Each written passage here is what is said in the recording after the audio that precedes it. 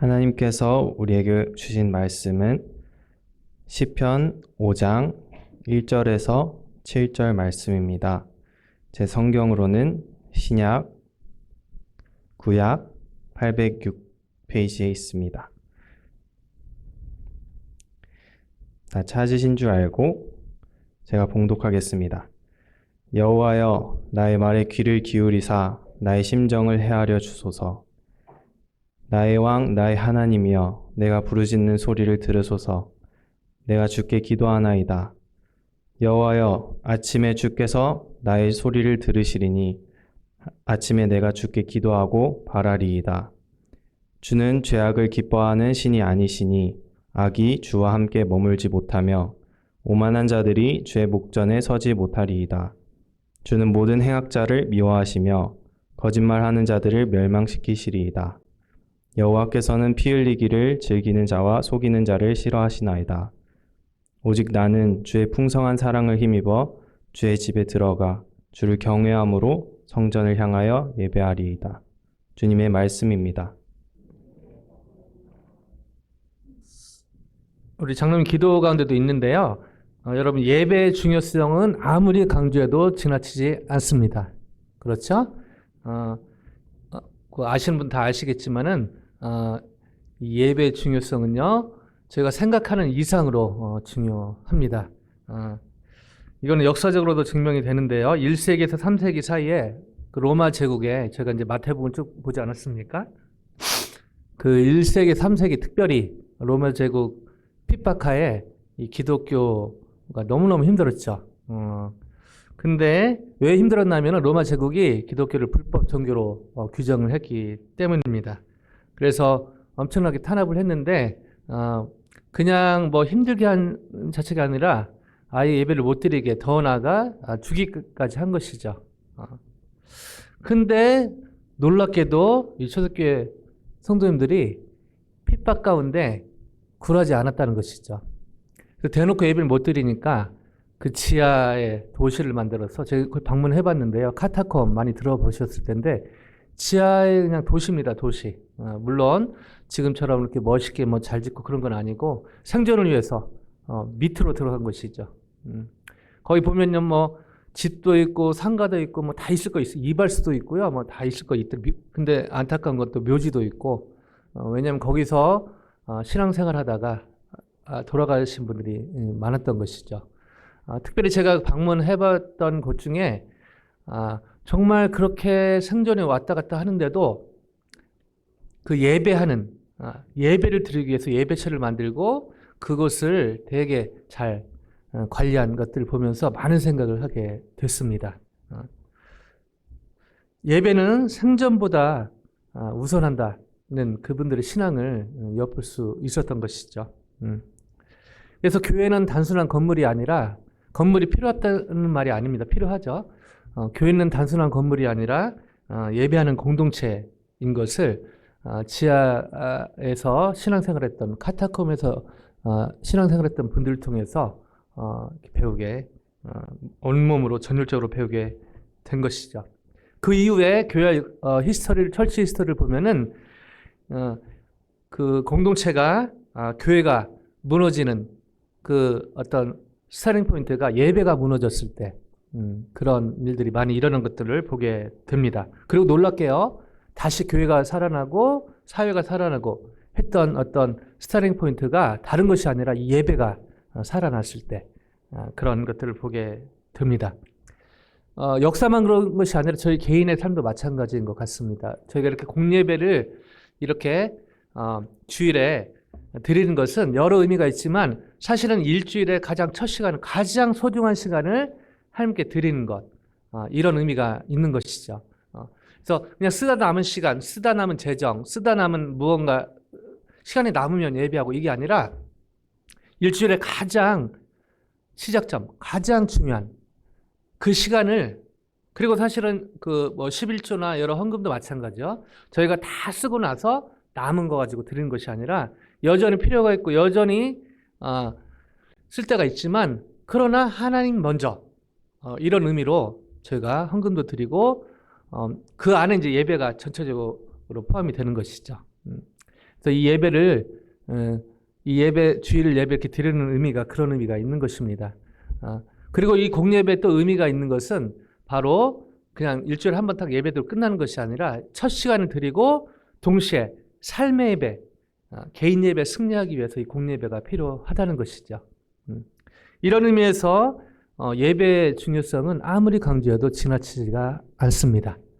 그러나 안타깝게도 팬데믹 이후에 이 예배 드리는 것에 대한 어떤 강조나 또 많은 분들이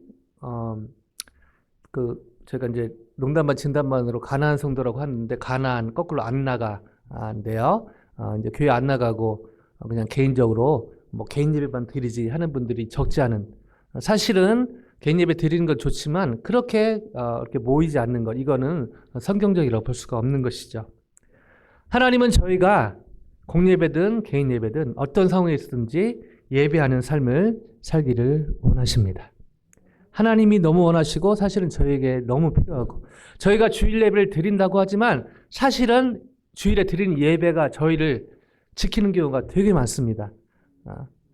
저희가 하나님께 뭐 드린다고 하고 하나님께 올린다고 하고 하지만 사실은요, 이런 신앙적인 행위들이 오히려 저희를 지킬 때가 많은 것이죠. 어떻게 하면 저희가 어떤 상황에 있든 하나님을 예배하는 삶을 살 수 있을까요? 어떻게 하면 시간이 남을 때, 뭐 재정이 좀 있을 때, 건강이 좀 있을 때 뿐 아니라 한치 앞을 내다보기 힘들 때, 날씨가 많이 추워졌는데요, 감기 조심하시기 바라고요. 감기뿐 아니라 여러 가지 육신의 건강뿐 아니라 마음에 감기가 걸리고 힘들 때, 그리고 2026년 이제 며칠 남지 않았는데 세상은 새해라고 들뜨지만 그러나 여전히 새해 같지 않은 2026년이 다가오고 있는 느낌 앞에 섰을 때 얘도 저희는 예배할 수 있을까? 하나님 원하시고 저에게 너무너무 필요한 질문이 아닌가 생각이 듭니다.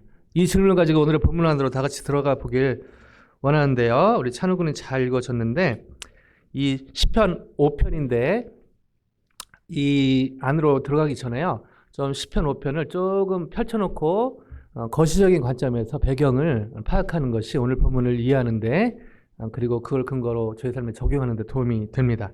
자, 시편 5편은 좀 펼쳐서 보면요, 3편에서 볼 필요가 있습니다. 3편, 4편, 5편. 왜냐하면요, 이 시편 3편에서 5편은 직접적 배경은 비슷한데요, 약간 흐르는 내용 전개와 분위기는 조금 다르지만 공통점은 다윗이 쓴 비탄시라는 것입니다. 너무너무 다윗이 힘들 때 하나님 앞에 드렸던 기도가 시로 승화가 된 것이죠. 자, 참고로 예전에 3편은 예전에 나눴고 4편은 2주 전에 나눴는데요. 3편은 지난주에 2주 전에 잠깐 나눴듯이 아침 기도, 모닝 프레어, 또 아침 찬송시라는, 찬양시라는 별명이 붙여져 있습니다. 왜냐하면 다윗이 아침에 너무 힘든데 그 배경은 뭐였냐면 다른 것이 아니라 다윗의 인생 속에 정말 바닥을 몇 번 쳤는데 그 중에 바닥 중에 바닥 뭐죠? 아들 압살롬이 자신을 왕의 신분이었던 아버지를 반역하고 하던 그때 배경이 3편, 4편, 5편이라는 것이죠. 3편은 이 가운데 이 아침에 일어났는데 너무 힘든데 시편 시간에서 다시 비짓하지는 않겠지만 앞에는 너무 힘들다 뭐 그런 내용으로 가다가 끝에는 놀라운 찬양으로 바뀝니다. 그 터닝 포인트가 그 유명한 내가 작업 끼었는데 주께서 나를 붙드심이로다. 이거죠. 팔로 설명할 수 있죠. 주님과 동행하는 이거죠. 주님과 동행할 때 오는 기쁨. 그러나 제가 살다 보면 또 신앙생활을 하다 보면은 간혹 이럴 때가 있는 것이죠. 다윗의 인생 속에 골리앗을 무너뜨렸을 때, 뭐 승승장구 전쟁에 승리를 많이 했으니까 그때는 이렇게 됐죠.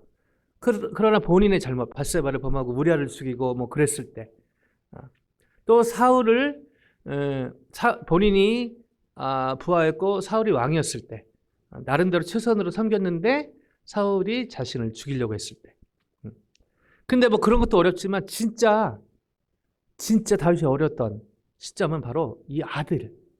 다른 사람이 아닌 아들이.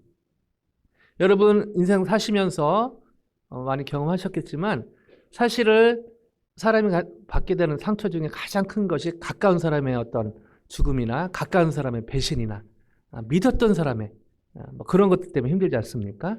이 다윗의 심정 얼마나 힘들었을까 상상이 안 되는데요. 바로 이 시편 3편을 쓸 때쯤에 그 다윗의 심정이 정말 이런 것이었다는 거죠. 하나님 살아계시다면 어찌 이런 일이 일어날 수 있습니까? 근데 기도하고 자고 일어났는데 깨닫게 된 게 본인의 손은 하나님을 놓고 있었지만 하나님이 여전히 자신을 붙들고 있다. 여러분 삶 가운데 비슷한 시간선을 보내고 있는 분들이 있을지도 모르겠습니다. 저희의 믿음이 이렇게 될 수는 있죠. 그러나 변함없는 사실이 있습니다. 하나님은 여전히 저희를 붙들고 계시다는 것입니다. 아멘요. 이것이 시편 3편의 핵심이라고 볼 수가 있는 것이죠. 자, 시편 4편은요. 저녁시, evening prayer, 저녁 찬송시라고 불립니다. 왜냐하면은 너무너무 비슷한 상황인데 이 압살롬의 반역이 계속되면서 너무너무 쉽지 않은 시간.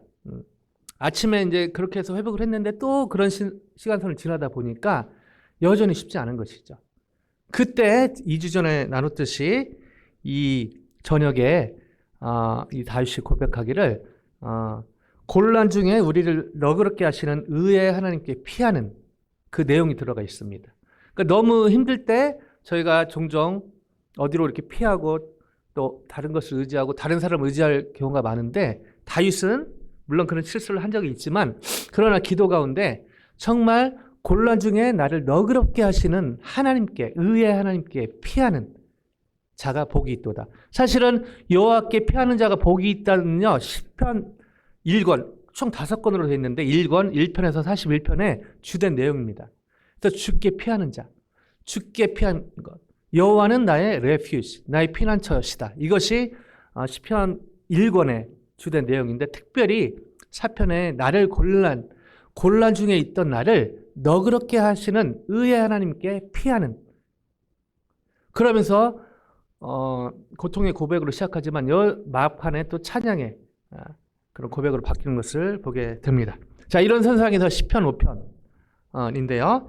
분위기는 비슷합니다. 압살롬의 반역이 계속되는 선상에서 다윗이 이 닥쳐오는 이 어떤 미래에 대한 어떤 환난과 여러 가지 복잡 미묘한 상황에서 이 고백을 드리는 것이 오늘의 본문의 배경입니다. 자, 이런 것들을 염두에 두고 또 사실은 시편은 성경 말씀은 그 성령의 감동함으로 지어졌지만 또 그 당시 말하는 사람 또 듣는 사람 뭐 저하고 직접적인 관련은 없지만 그러나 놀랍게도 성령의 역사로 이 성경의 메시지는 오늘날 저와 여러분에게 그대로 의미가 적용이 될 수 있다는 것이죠.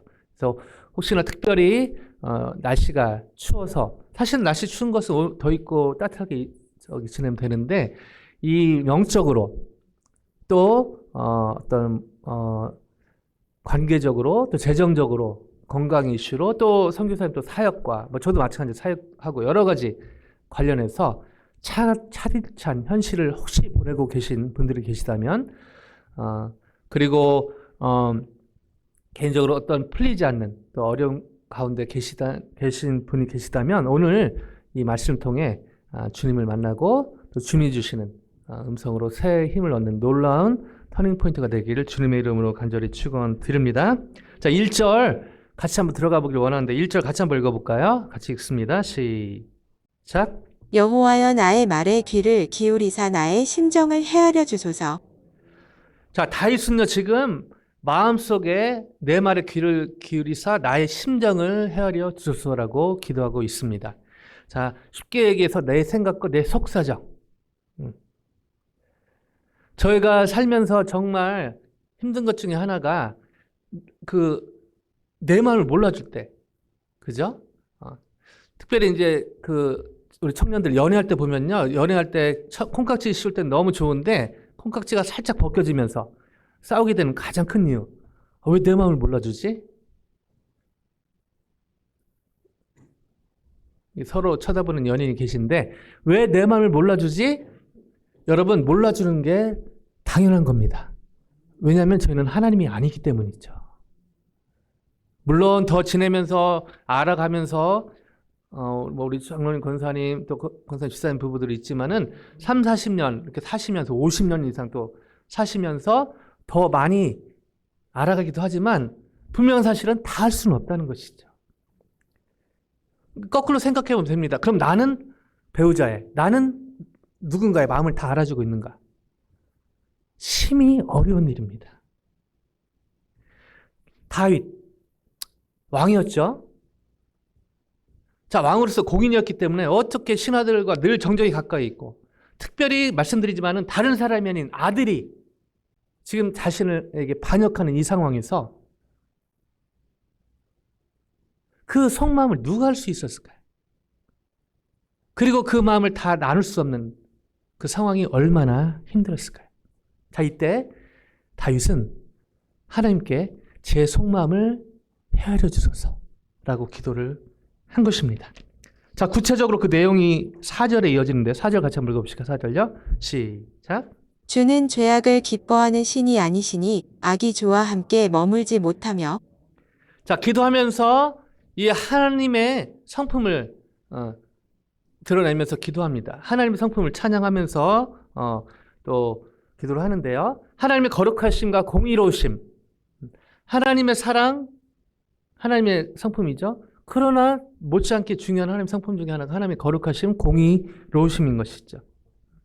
그래서 하나님의 거룩하심과 공의로우심을 얘기하면서 다윗은 이 불의한 대적들에 대해서 하나님께서 갚아주시도록 공의롭게 행해 주시도록 그런 간구를 하기 위해서 이 하나님의 공의로우심과 거룩하심을 먼저 기도 가운데 하나님께 올려드리는데요. 이를 근거로 이렇게 간구합니다. 5절인데요. 같이 읽습니다. 시작. 오만한 자들이 주의 목전에 서지 못하리이다. 주는 모든 행악자를 미워하시며. 자, 오만한 자들, 여러 가지 오만한 자들, 여러 가지 말로 디파인할 수 있는데요. 여기에서 오만한 자는 하나님 없이 행하는, 하나님이 없는 것처럼 행동하는 사람들을 의미합니다. 오만한 자, 뭐 교만한 자라고도 할 수가 있는 것이죠. 하나님이 없는 것처럼 행하기 때문에 그냥 아나무인, 그냥 그렇게 자기 하고 싶은 대로 행하는 그런 사람들 얘기하는데, 주는 모든 행악자, 하나님이 없는 것처럼, 하나님이 없는 것처럼 행하는 사람을 하나님 미워하신다 라는 것을 고백하면서 이렇게 또 간구를 이어갑니다. 6절인데요. 같이 읽습니다. 시작. 거짓말하는 자들을 멸망시키시리이다. 여호와께서는 피 흘리기를 즐기는 자와 속이는 자를 싫어하시나이다. 이 하나님이 없는 것처럼 살기 때문에 이 피 흘리기를 즐기고 속이고 또 거짓말하고, 이것이 너무 자연스럽게 나타난다. 지금 그 대적들이 행하는 것이 바로 이런 종류의 죄악을 행하고 있다라고 얘기를 하면서, 그들은 결코 하나님의 공의를 하나님이 너무 싫어하고 또 하나님의 심판을 피할 수 없는 이것들을 기도 가운데 하나님께 아뢰면서 하나님께 그런 어떤 판단을 맡기는 기도를 합니다.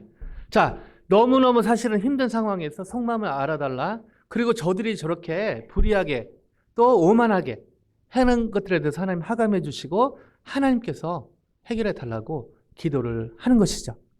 자, 그러고 나서 제가 수요예배 때 지금 사무엘하 부분이 지금 이 부분이거든요. 놀랍게 연결이 되는데요. 근데 이 시편 3, 4, 5편 쓸 때는 갑자기 이러고 났는데 갑자기 압살롬이 회개해서 아버님 죄송합니다. 제가 잘못했습니다. 이렇게 되면 얼마나 하나님 기도응답해갖고 잘 됐을까요? 그러나 사무엘하 쭉 보면요, 전혀 그렇지 않습니다. 그렇죠? 문제가요, 전혀 해결되지 않고 압살롬은 더 잔혹하게, 저희가 지난주에 봤던 수예배 내용 보면요, 이 다윗 왕을 괴롭히려고 신하들이 막 다윗 왕의 후궁들을 막 동침하라고 그랬더니요, 그 옥상에 올라가, 옥상, 지금 생각하는 제 집 옥상이 아니라 다윗이 밧세바를 범했던 저도 거길 가봤는데 이렇게 올라가 보니까 잘 보이긴 하더라고요. 그 옥상에 가서 사람들이, 그러니까 누구나 볼 수 있는 곳에서 공개적으로 동침을 하죠. 다윗이 왕인데, 아버지가 왕인데, 아버지의 후궁들. 이거는 말로 그 당시 컬처에 뭐 어떤 힘을 과시하기 위해서 그랬다고 하지만 사실은 말도 안 되는 이 선을 넘는 행동을 한 것입니다. 자, 오늘 시편에 이거 연결해 보면요. 그랬던 압살롬이 갑자기 아버님 제가 잘못했습니다. 제가 반역을 취하겠습니다. 저를 용서해 주소서. 이렇게 나가면 이 기도가 응답돼서 이렇게 좀 될 것 같은데 사무엘하 쭉 보면요. 16장 17 넘어가는 데 보면 전혀 그런 일이 일어나지 않았다는 것이죠. 근데 오늘 시편에 놀라운 반전의 고백이 있습니다. 자, 6절 이렇게 해놓고 짠 뭐가 응답이 됐으면 좋겠는데 아무 일이 일어나지 않았거든요. 오히려 더 압살롬은요. 더 사악해지고 악랄해졌습니다. 그리고 대놓고 그렇게 아버지가 왕인데 아버지의 후궁들을 대놓고 범합니다. 근데요. 이때 다윗은요. 놀라운 고백을 합니다. 7절 한번 같이 읽어보실게요. 7절요. 같이 읽습니다. 시작. 오직 나는 주의 풍성한 사랑을 힘입어 주의 집에 들어가 주를 경외함으로 성전을 향하여 예배하리이다. 자, 이걸 히브리어 원어로 다시 별을 히브리어 원어대로 히브리어는 오른쪽에서 왼쪽으로 가거든요. 그대로 쭉 해서 다시 정리를 하면요. 교차 대꾸법으로 되어 있는 걸 알 수 있는데 무슨 의미냐면 1. 주의 풍성한 인자를 힘입어 2. 나는 주의 집에 들어가리이다. 3. 나는 성전에서 경배하리이다. 4. 주를 경외함으로 힘입어. 즉 1, 2, 3, 4인데요. 1, 4는 다윗이 주의 집에 들어가 주의 성전에 예배하리이다. 예배하게 되는 결과고 1, 4는 어떻게 그렇게 할 수 있었는가? 여기 나와 있듯이 주의 풍성한 인자를 힘입어. 그 히브리어로 그 유명한 제가 여기에 감동 신학교 때 은혜 입어서 그 딸 이름 이렇게 줬는데요. 헤셋입니다. 헤셋. 주의 인자. 한국말로 이걸 설명하기 쉽지가 않습니다. unfailing love, steadfast love 영어로 뭐 그렇게 비슷하게 할 수 있지만 하나님의 언약에 기초한 변함없는 하나님의 사랑, 인자 뭐 이렇게 번역할 수 있을까요? 깊이 이 하나님 제가 아까 인사했지만 하나님이 당신을 사랑하십니다. 그것도 의미가 있지만 그것보다 훨씬 깊이 있는 훨씬 넓이가 있는 하나님의 인자하심, 하나님의 사랑에 대해서 그 단어가 바로 헤셋인 것이죠. 또 주를 경외함으로 야다라는 말은 주님 알단 말인데 야레라는 히브리어인데요. 정말 하나님 앞에서 하나님의 좀 더 와닿게 쉽게 얘기하면은 제가 그 예배 드리면서 누가 새로 오셨는지 또 뭐 그 뒤에서 이렇게 보거든요. 성도님들의 눈치를 봅니다. 좋은 의미로요. 성도님들 어떻게 그 좋은 모습으로 오셨는지 어디 아프지 않으신지 여러 눈치를 보죠. 근데 야레라는 말은요. 하나님의 눈치를 보는 것입니다. 하나님의 눈치를 더 크게 보는 것이죠. 오늘 여기 나와 있던 오만한 자의 정반대. 하나님의 눈치를 더 크게 보는 사람. 자, 이런 내용인데요. 여기서 질문이 아니 생길 수가 없습니다. 다시 한번 말씀드리는데요.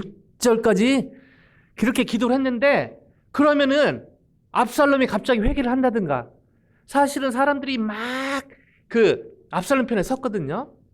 왕은 다윗이었지만은 많은 사람들이요. 이 압살롬을 추앙했습니다. 추대했죠. 근데 다윗이 이렇게 기도함으로 갑자기 사람들이 다윗 왕으로 다시 와서 왕이요. 실제 왕이었으니까요. 제가 잘못했습니다. 뭐 압살롬 둘째치고 다른 사람들이 와서. 근데 사무엘하 15, 16, 10장 가면요. 그런 일이 벌어지지 않습니다. 더 악랄해지죠. 더 다윗은 힘들어집니다. 근데 그런 상황에서 어떻게? 헤셋, 야레. 여러분 힘들지만 어렵지만 여러분 헤세드 하나님의 사랑을 여러분 집중하시기 바랍니다. 여러분 쉽지 않겠지만 야레 하나님의 눈치를 하나님을 경외하시기 바랍니다. 우리 김경수 권사님처럼 또 아멘 하신 분들처럼 아멘하기 쉽지만요. 솔직히 설교자 제 입장에서는 이렇게 설교하기 쉽습니다. 근데 이 고백대로 살기가 쉽지 않다는 것이죠. 제가 이렇게 설교하고 집에 가서 또 데일리 라이프에서 다르게 생활한다. 이건 아닙니다. 저도 무지하게 사실 몰래 해야 되지만은 제가 요즘 금식도 하고 있거든요. 저 금식하는 걸 자랑하려고 그런 게 아니라 진짜 오늘 말씀 준비하면서 햇셋 야래 이 삶을 살고 싶고 또 그렇게 살아야 제가 그렇게 살아야 이 설교에 또 힘이 있지 않습니까?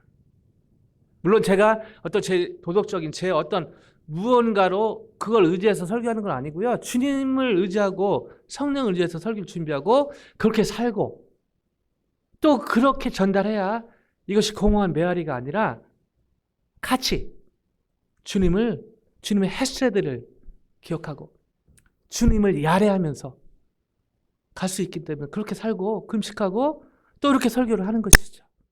그러나 그게 생각보다 쉽지 않다는 것이죠. 이 다윗 이렇게 기도까지 했는데 더 압살롬은 더 심해지고 사람들은 더 압살롬 편에 서고 아마 다윗은요 도망가면서 그 16장 지나가면서 다윗이 엄청 우는 장면이 나옵니다. 그리고 신하들도 같이 울죠. 다윗만 그럽니까?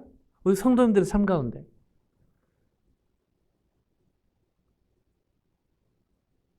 말로 형용하기 힘든 개인적인 어떤 아픔들, 어려움들 그게 건강이든 재정이든 관계든 또 더 나아가 사역적으로 또 우리 선교사님 또 헤일이 제가 기도하고 있지만 여러 쉽지 않은 상황이 있죠.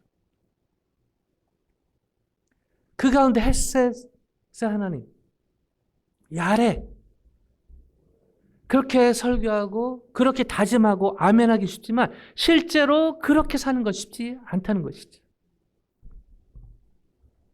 근데요 시편의 고백 뒤로 보면요 놀라운 반전이 지금 오늘 본문의 7절에 놀라운 반전이 있지 않습니까? 그리고 3회 쭉 가다 보면 중간중간에 이런 찬양이 묻어 나옵니다. 이것이 어떻게 가능했는가? 저희는 알죠. 하나님의 은혜로 다윗이 뭐 열심히 해서 다윗이 뭐가 그렇다기보다는 이 하나님의 은혜로 가능했는데 다윗 편에서 이렇게 놀라운 터닝 포인트를 가질 수 있었던 그 비결은 무엇이었는가? 질문이 아니 생길 수가 없습니다. 저희는 이 질문에 대한 답 이렇게 암담하고 암울한 상황에서 어떻게 다윗은 주의 풍성한 인자 햇셋을 힘입고 이 아래 주님을 경외함으로 하나님을 예배할 수 있었는가? 7절이 예배 아닙니까? 개인 예배요. 그리고 나중에 전체 예배로도 예배 인도자로 섭니다. 이것이 어떻게 가능했는가요? 오늘 본문의 2절에서 저희는 이 힌트를 얻게 됩니다. 2절 가볼까요? 2절 같이 읽습니다. 시작.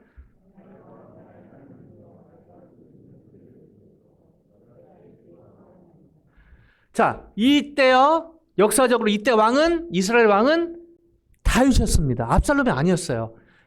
다윗은 실제 왕이었습니다. 근데 지금 실제 왕인 다윗의 기도 가운데 하나님을 어떻게 부르고 있냐면요. My King, My God이라고 부르고 있다는 것이죠. 다윗은 실제로 자기가 왕이었지만 실제로 역사 팩트 체크하면은 이때 이 당시 이스라엘 왕은 다윗이었습니다. 근데 하나님 앞에서 지금 하나님을 고백하는데 어떻게 고백하고 있냐면요. My King, My God.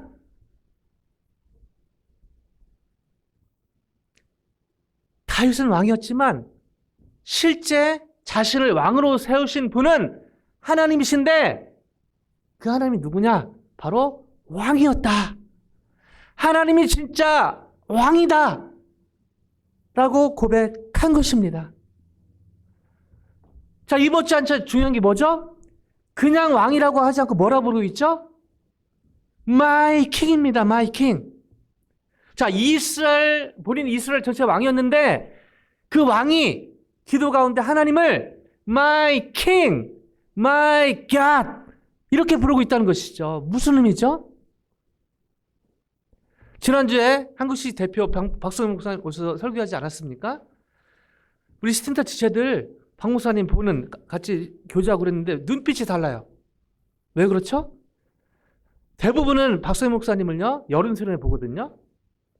뭐 서울지구는 좀 다르겠지만 대부분 박 목사님은 스틴터 지체들이 일대 만으로 대하는 상대입니다. 10,000명을 여름 수련회 10,000명 모였을 때 그 중에 한 명이 스틴터고요. 박 목사님은 혼자 10,000명을 대상으로 설교하기 때문에 그런 것이죠. 근데 그렇게 그냥 CC 대표 그렇게 객관적으로 아는 목사님인데 여기 와서 설교하시고 오케이 크리스탈 교회에서 게스트스피커로 설교하시고 근데 그 목사님이 개인적으로 이름 물어보고 그리고 저희 스틴터 중에 2명 또 한국 CC 간사님 자녀이기 때문에 그 간사님 또 알고 이렇게 연결하고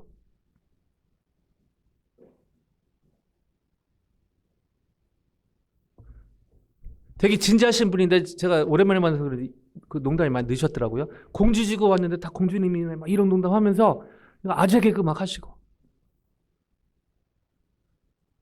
그리고 또 2명의 지체가 몸이 아파서 같이 교제하는 시간 못 왔는데 일부러 시간 내서 저랑 가서 또 만나고 오해하시면 안 됩니다. 제가 박성민 목사님이 하나님이고 막 그런 얘기하는 거 아닙니다.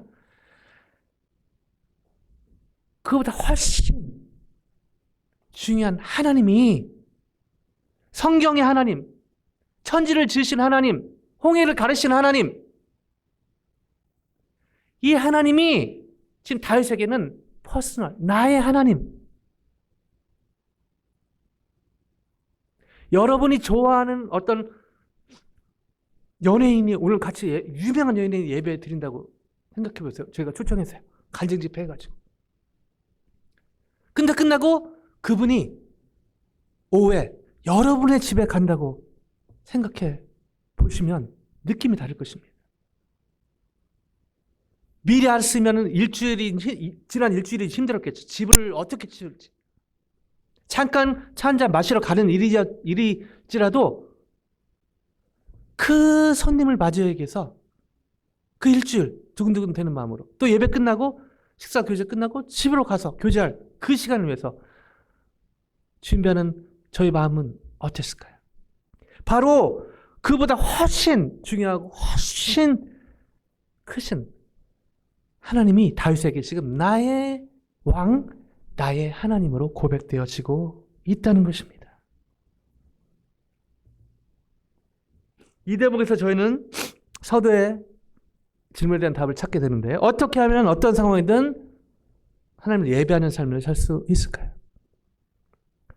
하나님을 종교적으로 하나님을 그냥 형식적으로 대하는 것이 아니라 주일 예배 만나는 하나님, 설교 때 그냥 듣는 하나님, 그냥 힘들 때 좀 찾는 하나님이 아니라 나의 왕, 나의 하나님으로 믿고 따를 때 저희는 풍성한 사랑을 힘입고 헤셋, 주를 경외함으로 힘입어 야레 어떤 상황에서든지 예배하는 삶을 열매로 맺게 될 것입니다. 이처럼 하나님을 종교적으로 대하는 것이 아니라 하나님을 어떤 형식적으로 대하는 것이 아니라 저희가 어디에 있든지 간에 하나님을 나의 왕, 나의 하나님으로 믿고 따르는 삶을 살 때 하나님께서 기뻐하시고 저희는 어떤 상황에서든 예배하는 열매를 맺으며 그 결과 하나님 나라는 회복되고 확장되어 갈 줄로 믿습니다. 요한복음 4장 23절 24절에요. 이런 말씀이 있습니다. 같이 한번 읽어볼까요? 시작. 아버지께 참되게 예배하는 자들은 영과 진리로 예배할 때가 오나니 곧 이때라. 아버지께서는 자기에게 이렇게 예배하는 자들을 찾으시느니라. 24절도요. 하나님은 영이시니 예배하는 자가 영과 진리로 예배할지니라. 이 영과 진리로 예전엔 신령과 진정인가요? 그렇게 번역이 됐는데 그래서 한국말이 조금 그래서 신령하고 막 진정 착각이 쉬운데 사실은 여러 의견들이 있지만 이 영과 진리로 예배한다는 것은 그 당시 그 사마리 여인과 대화 속에 나온 거거든요. 장소와 형식에 얽매이지 않고 성령이 인도하심 가운데 예수 그리스도와 하나님의 말씀에 근거하여 진실한 마음으로 하나님과 교제하는, 또 경배하는 것을 의미를 하는데요. 중요한 것은 23절로 돌아가면 하나님께 참되게 예배한 영과 진리, 성령의 인도하심 가운데 예수 그리스도의 말씀, 예수 그리스도와 하나님의 말씀을 통하여 하나님을 예배 경배하는 이런 장소와 형식에 얽매이지 않고, 근데 중요한 또 포인트가 있습니다. 뭐죠? 영과 진리의 어떤 그런 분위기를 하나님 찾으신다고 얘기하고 있지 않다는 것이죠. 영과 진리로 예배하는 사람을 찾으신다는 거예요. 그 말은 이렇게 예배 드리지만 저희가 하나님께서 영과 진리로 예배하는 사람을 찾으신다는 거죠. 분위기가 아니라요. 분위기를 무시하는 건 아니고 분위기도 중요하지만 더 중요한 거는 바로 저와 여러분의 마음이라는 것입니다. 성령의 인도하신 가운데 주 예수 그리스도와 하나님의 말씀에 근거하여 마음으로, 진실한 마음으로 하나님과 교제하고 경배하는 사람을 공예배에서 찾으시고 삶의 현장에서도 찾으신다. 말씀을 마무리하기를 원하는데요. 나의 마음을 정금과 같이 purify my heart, refiner's fire 라는 유명한 그 찬양곡이 있는데요. 이 작곡가는 브라이언 덕슨이라는 작곡가이자 캐나다 출신인데 워십 리더입니다. 이분 또 밴드가 워낙 잘 돼서 대형 집회, 예전에 요즘 뭐 저희 여기 아틀란타에 뭐 패션의 프레스팀도 있고 잘 나가는 찬양팀이 많이 있는데요. 예전에 제가 젊었을 때, 더 젊었을 때 이 팀이 타이티에 가서 이제 큰 집회를 하는데요. 수만 명이 모였다고 합니다. 그래서 사람들이 은혜 받고 너무 좋아하고, 우리 스태 지체들도 얼마 전에 그 큰 또 집회 가서 같이 또 은혜 받고 한 적이 있는데요. 되게 멋있게 콘서트처럼 하고 또 너무너무 사람들이 열광하고 그랬는데, 이 브라이언 덕슨은 그 예배를 마치고 찬양 집회를 마치고 너무 힘들었다고 합니다. 왜냐하면 다 좋았는데 그 피아노가 생각했던 만큼 그 고퀄리티가 아니어서 사람들은 잘 몰랐지만 본인은 피아노 소리가 좀 피아노를 못 친 게 아니라 피아노가 그렇게 다른 그 악기에 비해서 고퀄이 아니었기 때문에 마음이 안 들었다는 것이죠. 그래가지고 수소문해가지고 피아노 좀 좋은 거 구했으면 좋겠다 해서 어떻게 해갖고 어느 교회 있다고 그래서 전화해서 허락받고 그 교회 가서 이제 피아노 구해서 좀 이렇게 점검한 다음에 그걸 가지고 또 이제 하려고 해가지고 막 기대해서 그 교회를 찾아가가지고 그 피아노를 보고 너무 막 황을 해가지고 딱 갔는데 피아노 이제 본인 점검하려고 딱 했는데 건반이 몇 개 깨져 있는 거예요. 분명히 좋은 그 피아노인데, 너무 좋은 피아노인데 건반이 몇 개 깨져 있는 것을 발견합니다. 교회 분들 잘 몰랐나 봐요. 너무 실망해가지고, 하나님, 제가 다른 것도 아니고 주님을 찬양하고 주님을 높이려고, 그리고 좋은 컬러리로 주님 예배하고 하려고 그러는데 이게 뭡니까? 속으로요. 그때 기도 가운데 강력하게 들리는 음성이 있었다고 합니다. 브라이언,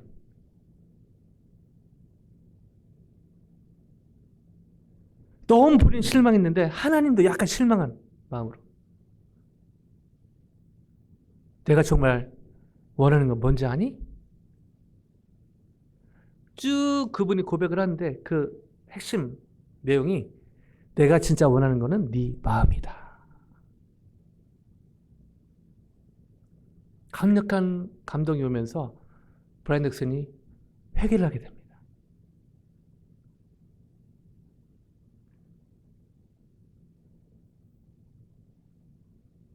회개는 메이킹 어 유턴, 돌아서는 건데, 저희가 뭐 예를 들면 뭐 담배 폈다가 담배 안 피고, 술 마셨다가 안 마시고,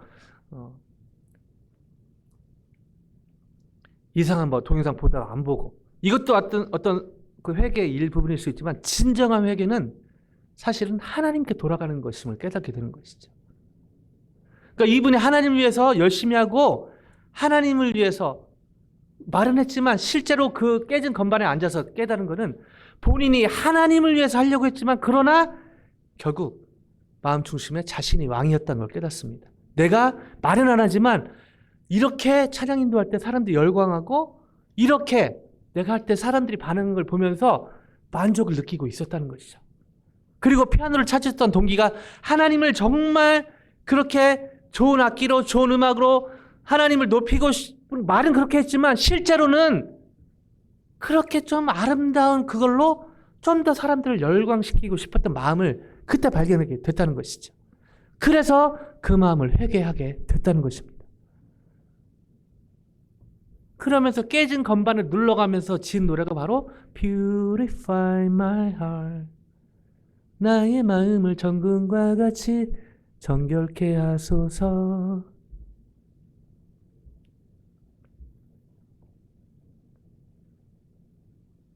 같이 기도했으면 좋겠는데요.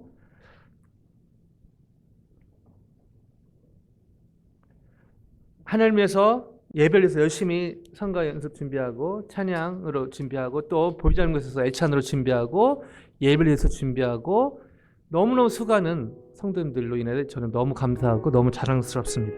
그러나 하나님은 그 전에 저희가 저를 포함해서 주님을 위해서 사역하고 주님을 위해서 선교하는 거 너무 귀한 일이지만 그러나 그 전에 Purify my heart. 저희가 진정 회개하기를 원하시는 것을 깨닫습니다. 저를 포함해서. 어떤 회개냐? 그냥 도덕적으로 또 어떤 걸로 뭐 잘못한 것 다시 돌이키는 것 그것도 하나의 포함이지만 진짜 회개는요 제 마음 중심에 회개 헬라어로 하말티아인데요 관역에서 벗어났다는 의미입니다. 뭐죠? 저희 마음 중심이 주인이 저희가 저희 마음 중심에 말은 안 하지만 저희 자신이 왕으로 앉아 있으면 심지어 하나님을 위한 사역도 무상이 될 수 있다는 것이죠. 하나님이 기뻐하시지 만 명을 감동시켜도 하나님께 드려지지 않을 수 있다는 것입니다. 시작 같이 기도할 때요. 정말 나의 왕 예수님이 나의 왕이시여 주이시여 그리스도이심을 믿음으로 고백하길 원합니다. 이미 그렇게 고백하며 사는 분들이 대부분일 텐데 혹시나 한 분이라도 그렇지 못한 분들이 있다면 주님 제 마음 중심에 주님 왕으로 자정하여 주시옵소서.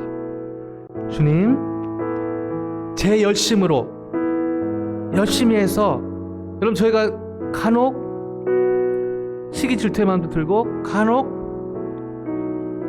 다른 사람을 판단하는 마음도 들고 간혹 나름대로 신앙생활 한다고 하지만 시험 들고 여러 이유가 있지만 가장 큰 이유는 저희 마음 중심에 저희가 왕으로 자정할 때 그런 일들이 일어나는 것이죠. 주님 제 마음에 왕으로 자정하여 주시옵소서. 그리고 예수님이 제 마음의 운전대를 붙들어 주심으로 왕으로 자정하심으로 하나님 나라 회복과 확장에 성령의 인도하심 가운데 그렇게 그 방향으로 달려갈 수 있게 하옵소서.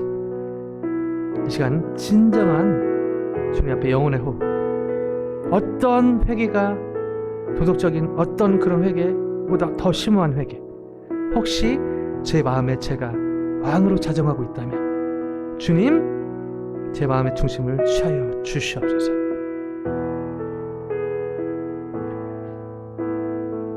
같이 한 1, 2분 동안 기도했으면 좋겠습니다.